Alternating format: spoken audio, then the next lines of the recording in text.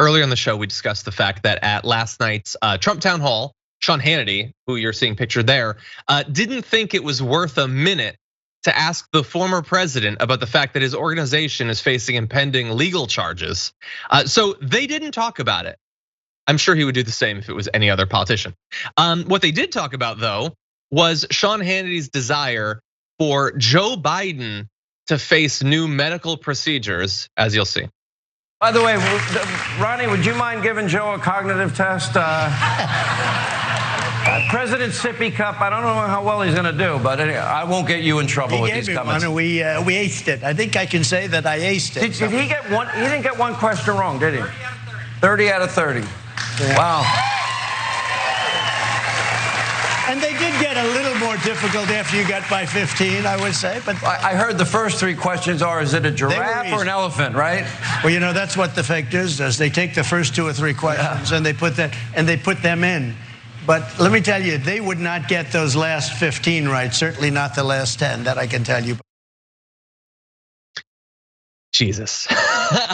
So a couple things. One, yes, he is still 3 years later bragging about completing a test that is designed to detect if your brain is about to leak out of your ears. He's still bragging about that.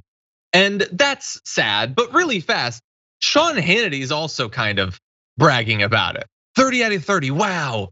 It's North Korea stuff right there. The bootlicking that he's doing to Donald Trump right there. Even though he then goes on to say that the questions are like, is this a giraffe or whatever?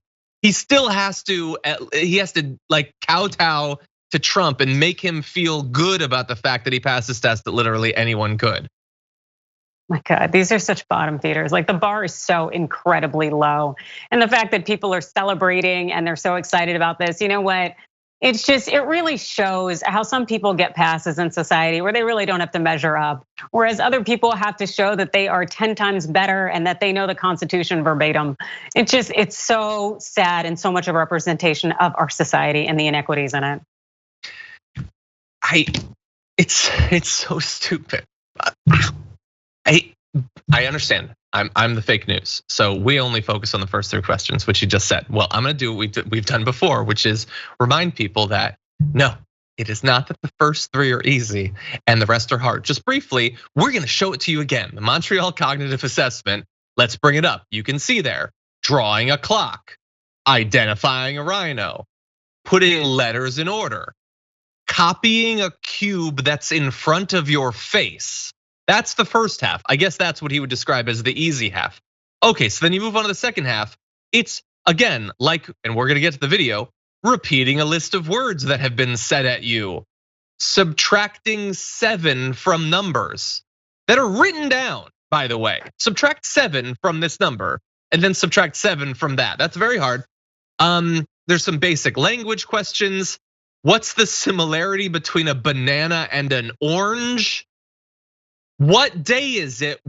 He said the last ones, they'll never get the last 10. Well, the last 6 are, what city are you in, buddy? What day is it? I don't think that I'm so genius level intelligent that that's just easy for me. I think you could handle it too. But no, he's still bragging. He's still bragging after years of bragging. And I am seeing the comments asking for it. So we're gonna go to the video. One of the lowest points, I think, in humanity's history. This isn't even about Trump anymore. We produced this guy socially. Take a look at this defense of his mind, his great intellect. It was 30 or 35 questions. The first questions are very easy. The last questions are much more difficult. Like a memory question, it's like you'll go person, woman, man, camera, TV. So they say, could you repeat that? So I said, yeah. So it's person, woman, man, camera, TV. Okay, that's very good. If you get it in order, you get extra points. Okay, now he's asking you other questions, and then 10 minutes, 15, 20 minutes later, they say, remember the first question? Not the first, but the 10th question? Give us that again. Can you do that again? And you go person, woman, man, camera, TV.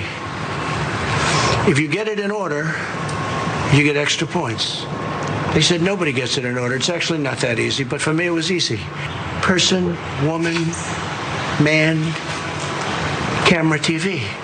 They say, that's amazing. How did you do that? I do it because I have like a good memory, because I'm cognitively there. I still don't believe that that's real. I think that our editors made that up. No person, no president could have actually said that and had a doctor like solemn on him. That is amazing. No one could have done that. That's the saddest thing, Adrienne, I've ever seen in my life. Acknowledging that the joke is mostly on us because he got to be president for 4 years, and as a result of it, hundreds of thousands of people needlessly died. Seriously, and I do appreciate celebrating the small wins, but this is a little excessive. The thing that also kind of gets me is the ableism in this all, because for example, being on the autism spectrum, I have a poor working memory. So when I get pulled over by police, I let them know immediately, because I may only hear, put your hands on the steering wheel. I don't also hear, turn off the ignition. So it's like having to memorize things on the spot like that and repeat them. I may not be able to do it, but that damn sure doesn't mean I lack intelligence. So all watching this, it is annoying, but at the same time, it just reminds me of the ableism in our society and the fact that everybody's minds work differently. And clearly, I don't think Trump's mind works at all. Well, I'm very glad that you said that. I didn't even know that that was a part of being on the spectrum. So thank you. I've learned that. You're totally right. And there's sort of a version of that led to that conversation in the town hall. In that if Biden stutters for a second, stumbles for a second, they pitch that as him having dementia, when they know that he stuttered for years and struggled to get over it.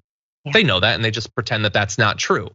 They conflate this test, which is supposed to be able to detect some of the early signs of dementia and things like it, with an IQ test. He said that it shows he's intelligent to be able to copy the cube or point at the elephant or whatever. So I'm glad that you added that important extra context. God, the country we live in, absolute madness.